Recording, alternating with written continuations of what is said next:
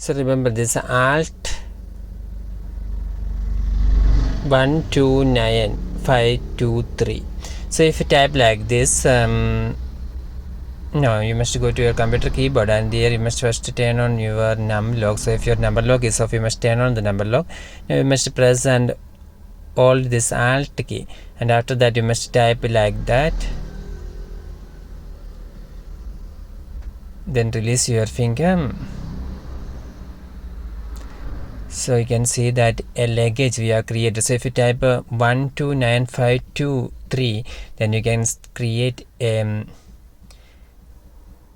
suitcase. You must if you want to change the color, then you can do from here.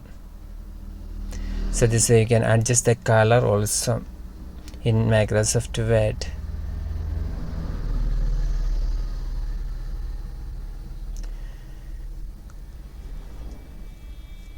Hope this video helps you. For more videos like this, you can subscribe and stay with Engineers Well Online. Thank you.